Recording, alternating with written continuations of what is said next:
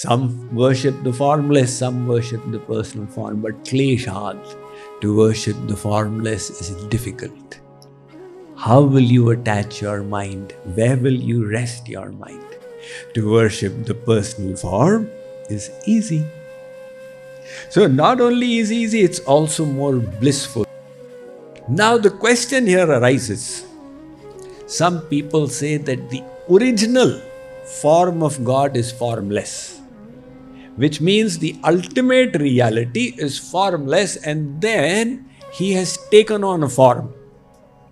So they say beyond this Sri Krishna who is speaking the Gītā is some formless light. And Sri Krishna is refuting that, because he knows these kinds of doubts will arise. The less intelligent think that I, the Supreme Lord Sri Krishna, was formless earlier and have now assumed this personality. They do not understand the imperishable, exalted nature of my personal form. His body is divine. Angani yasya sakalendriya vrittivanti. Ananda chinmaya sadujvala vigrahasya. Govindamadi purusham tamaham bhajami. God's body is made of Anand. In our case, we have a distinction between the self and the body. You are the soul, this is your body. In the case of God, there is no distinction. Deha dehi vibhedoyam neshvare vidyate kachit. God himself has become his body. So his body is divine. Now, how is that divine, Swamiji? That divine is such, it can never be explained in material communication. Why?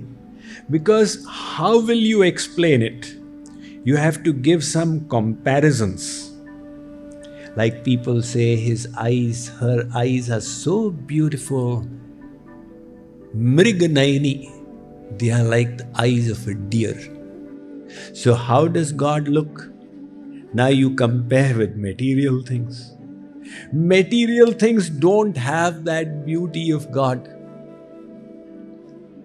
So how will you explain then? And besides, our experience has always been of the material realm. We have never truly experienced the divine. Now you ask the saints, how does that divine look? In what terms will the saints explain it to us? Supposing a worm that lives on the Neem tree, the Margosa bitter Neem tree. It comes and asks, what did you have for dinner? What was the sweet? And you say, we had rasgullas. And the worm says, how does this rasgulla taste? Now you say, how will I communicate to the worm? Mr. Worm, have you eaten sugar? No. Have you eaten mishri, sugar candy? No. Have you eaten jaggery, molasses? No. Have you eaten anything sweet? Arey Baba, I am a worm of the neem tree. I was born on those neem leaves, and that is what I have tasted all my life. So you will say, Mr. Worm, if you've not eaten any sweet in your life, then it's not possible for me to explain to you how sweet this rasgulla is. If you had even had good jaggery, I would have said 10 times sweeter. Likewise, our experience is of the material realm. And God is beyond this. Now we ask the saints, how is God? Not possible to explain. But still, they do explain a little to give us an idea so that at least we can start conceptualizing something in our mind. Like people ask Tulsidas ji, what is the color of Sri Ram, of your Ishtadev, his body? What is the color? Tulsidas ji says, Neel Saro Ruhaneel Mani. My Sri Ram, his bodily color is like that lotus flower, Neel Kamal. You know, lotus flower has got an attractive bluish tinge to it. But it's still a material color. So if you think deeply, you'll say, what? God's color is like a lotus flower? There's nothing special to that. Seeing that Sri Ram, Janak, such a big jnani, got overwhelmed. The big Paramahansas in the forest, they were overwhelmed. How come if he's got the color of a lotus, there's no big deal? This is not the actual color of God which Tulsidas ji is compared with. Because with what will he compare? With material things. And material things don't have that spiritual attraction in them. So either the saints remain quiet, but then we will get no idea at all. So they have to use material examples. But if you want to ask how is the body of God, one answer is it is made of bliss. Anandamatra karpad mukhodaradi. Padma Puran says God's hand, his feet, his stomach, his face, everything is made of bliss. Body is made of bliss. Right? That bliss we have not experienced as yet, not even a tinge of it. If we were to experience just a little bit of that bliss, our whole body would have gotten burnt. We don't have the ability to bear so much of bliss. It's like the fuse. When too much of amperage passes through it, the fuse burns off. So that's the way with our limited ability as well. There was once a person with a weak heart, and he used to work hard to make two ends meet. And he had 5 daughters whom he needed to get married, so he was really in need of money. He had purchased the American Lotto, and he managed to get one of those prizes for $10 million. So what happened was, he was in office. His wife checked the number and said, "Oh, my husband has got a $10 million prize, all problems solved." But the problem is, when he comes to know he's got a weak heart, it should not result in a heart attack. So she went to his cardiologist and said, "Doctor, there's a good news and a bad news. The good news is that now we will be getting $10 million. And the bad news is that you know my husband's weak heart, how will he bear with it?" Doctor said, "Don't you worry. When he comes from office, I'll reach your home and I'll break this news to him." Fair enough. In the evening, husband returned, doctor also came. Doctor said, "My dear fellow, supposing you were to win a prize of $200,000, what would you do?" He said, "I would get my first daughter married." "Supposing you won a prize of $500,000, he said, "then, I would pay off my house mortgage." So he kept on increasing. "Supposing you were to get a prize of $1 million. So then I'll get my second daughter also married. And supposing you were to get a prize of $5 million. So he was softening the blow. Now this man said, impossible, I've never been lucky in my life. $5 million, there's no chance of it. But I tell you, if I get $5 million, I'll give half to you. The moment the doctor heard, he had a heart attack.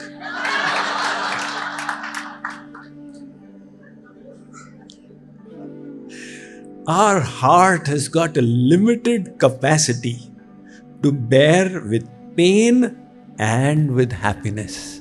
When that limit is crossed, the mind and intellect stop working, a person becomes unconscious. The bliss of God is way beyond that. So let it suffice for now to know that He is Sat Chit Ānanda. Satya Jnanananta Nanda Matraika Rasa Mūrtayah. In the Bhagavatam, Ved Vyas has written, his Shri Mūrti is Sat Jnana Anant Anand. But there's a lot of jokery in the divine body of God.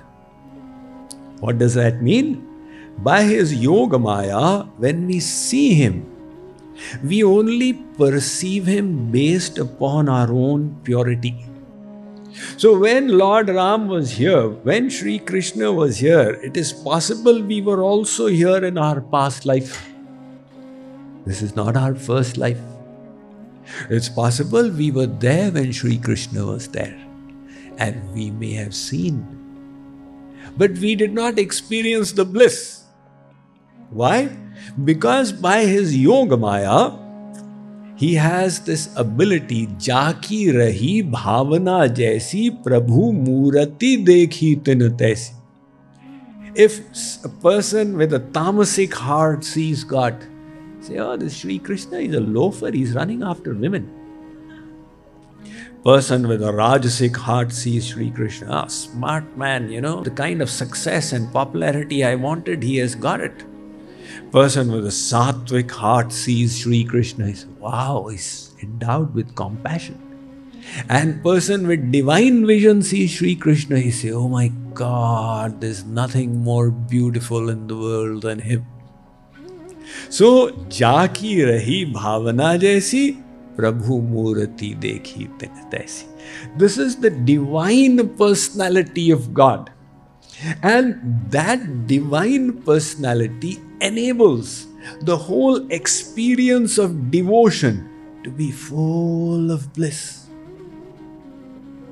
Now, to worship the formless is not wrong. To say that the formless is small and the personal form is big is wrong. Because they are both aspects of the one God. So, to worship the formless, you are also worshipping the Supreme. To worship the personal form, you are also worshipping the Supreme. The Vedas have said, Dvevava Brahmano Rupe Mūrtan Chaiva Mūrtan Cha.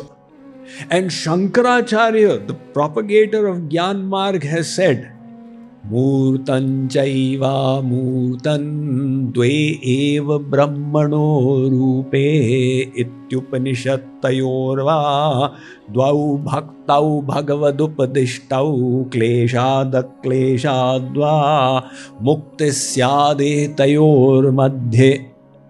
He says Bhagavan is Mūrt and Amūrt. He's got the personal form and he's also got his formless aspect. And devotees are of both. Some worship the formless, some worship the personal form. But kleshad, to worship the formless is difficult. How will you attach your mind? Where will you rest your mind? To worship the personal form is easy. So not only is easy, it's also more blissful. And now the question here arises. Some people say that the original form of God is formless, which means the ultimate reality is formless and then he has taken on a form. So they say beyond this Sri Krishna who is speaking the Gītā is some formless light. And Sri Krishna is refuting that. because he knows these kinds of doubts will arise. So first of all, he said, Mattah parataram nanyat, there's nothing beyond me. Now he's saying again out here that look, people who say that kind of thing don't realize that my personality itself is divine. So, if this doubt is there in the mind that Sri Krishna is a little less than the absolute truth, he is refuting it himself. At least accept his words for it.